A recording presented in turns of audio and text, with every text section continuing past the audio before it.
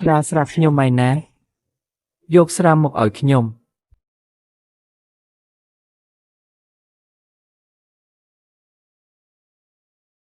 ជើស៊ីលីនអ្នកណាឲ្យអញផឹកស្រាខ្លាំងម្ល៉េះ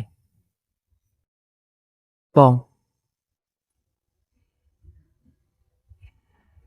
អញផឹកច្រើនពេកបើជាងស៊ីនភ័យតើខ្ញុំត្រូវពន្យល់ជាងយីថាម៉េចអីយ៉ាកុំបារម្ភអីបងមិនបាច់ពន្យល់ទៀតទេបងថ្លៃស្រីនឹងជាងស៊ីនពួកគេបានទៅបាត់ហើយអីគេ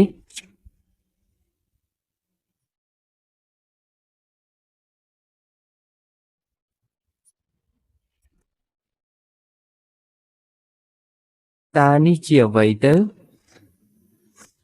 ខ្ញុំក៏ចង់សួរអញមួយម៉ាត់ដែរថាតាមពិតទៅអញកើតអីរបស់អញហ្នឹងអញខ្លួនឯងកំពុងនៅក្រៅប្រទេសហើយបែរជាហ៊ានទៅលួចលាក់ណតជុកជាមួយអ្នកដែលគេហៅថាពន្លឺព្រះច័ន្ទរបស់អ្នកឯងនៅពេលយប់ទៀតអញបានផិតក្បត់រហូតដល់ថាធ្វើឲ្យបងថ្លៃស្រីគាត់សុំលេងលះពីអញនេះអញកុំព្យាយាមអូសទាញខ្ញុំឲ្យចូលពាក់ព័ន្ធអីលើនេះវាល្អបំផុតហើយបងថ្លៃស្រីគាត់ចាំលេងលះហើយជាងស៊ីងប្រពន្ធរបស់ខ្ញុំក៏ចង់ទៅតាមគាត់ដែរដឹងអញត្រូវតែសងប្រពន្ធមកឲ្យខ្ញុំវិញភ្លាម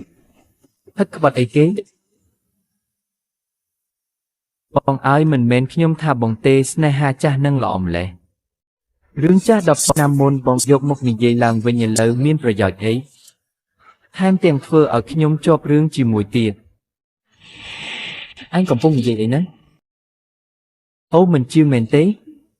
គឺមិនអីទេបើមិនជឿក៏ល្អម្យ៉ាងដែរអីចឹងដើម្បីឲ្យប្រកាសក្នុងចិត្តមានតែចូលទៅមើលដោយខ្លួនឯងតតែម្ដងទៅ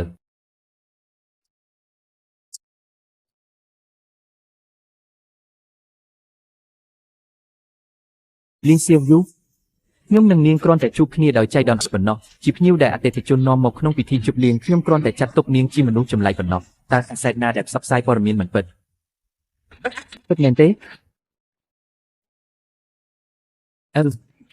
មិនចឹងមែនហើយបងអីចឹងបងឆាប់ទៅពន្យល់បងថ្លៃស្រីឲ្យច្បាស់ទៅនិយាយអីចឹងខ្ញុំក៏មិនបាច់លេងលះដែរហើយ